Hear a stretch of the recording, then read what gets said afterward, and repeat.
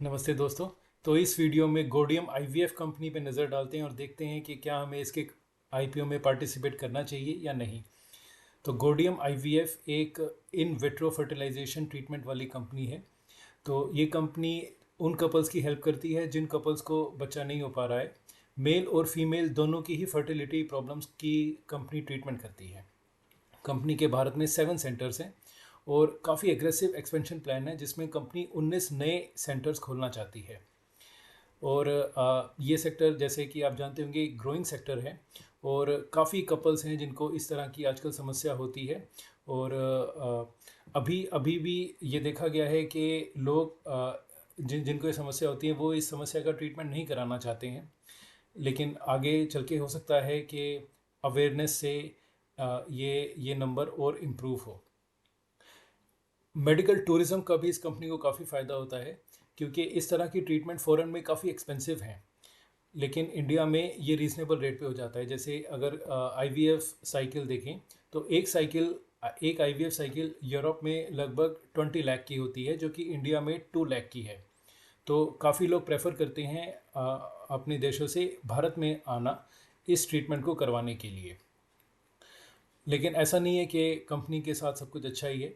Company एक बहुत ही छोटी कंपनी है। इस कंपनी की नेटवर्थ लगभग 59-58 करोड़ के आसपास की है और कंपनी पे कंटिजेंट लाइबिलिटी है 45 करोड़ की। ये कंटिजेंट लाइबिलिटी एक टैक्स रेट से आई थी जिसमें इनकम टैक्स डिपार्टमेंट ने पाया था कि कंपनी ने टैक्स में थोड़ा झोलझाल कर रखा है। तो 45 करोड़ का ये कोर्ट केस चल रहा है। यदि कंपनी ये कोर्ट केस हारती है तो कंपनी को काफ़ी नुकसान हो सकता है। दूसरा नेगेटिव पॉइंट ये है कि कंपनी के ट्रेड रिसीवेबल बहुत ज़्यादा हैं, यानी कि काफ़ी लोगों ने कंपनी को पेमेंट की प्रॉमिस कर रखी है लेकिन अभी वो पेमेंट पेंडिंग है। और अगर हम देखें तो कंपनी का एट्रिशन रेट 63% का है, यानी कि यदि 100 लोग काम कर रहे थे कंपनी में पिछले साल, तो इस साल उसमें से 63 लोग छोड़ के जा चुके हैं। और अगर देखें तो कंपनी बहुत छोटी कंपनी है। अभी तक इंडियन मार्केट में आईवीएफ की कोई भी कंपनी लिस्ट नहीं हुई है और कंपनी का मार्केट कैप 575 करोड़ का होगा लिस्ट होने के बाद। और इससे बड़ी बड़ी कंपनी जैसे इंदिरा आईवीएफ, अपोलो आईवीएफ और नोवा आईवीएफ मार्केट में लिस्टेड नहीं है, लेकिन ऑलरेडी इसके कॉम्पिटिटर्स हैं। जैसे इंदिरा आईवीएफ देखिए तो इंदिरा आईवीएफ 9000 करोड़ की मार्केट कैप की इस सेक्टर में सबसे लीडिंग कंपनी है। तो ये मैं कहूँगा कि अगर आप रिस्की इन्वेस्टर हैं तो आप इस आईपीओ में इन्वेस्ट कर सकते हैं। नहीं तो ये बेहतर होगा कि हम थोड़ा सा वेट करें और कंपनी के आने वाले नतीजों को देखें। और अगर कंपनी उन नतीजों में अच्छा करती है तो हम इसमें बाद में जाके इन्वेस्ट कर सकते हैं। अभी क्या होता है ना कि आईपीओ के टाइम पे कंपनी अपने आप को बहुत अच्छा सजा धजा के दिखाती है, लेकिन 1-2 क्वार्टर के बाद कंपनी का असली रूप पता चलता है।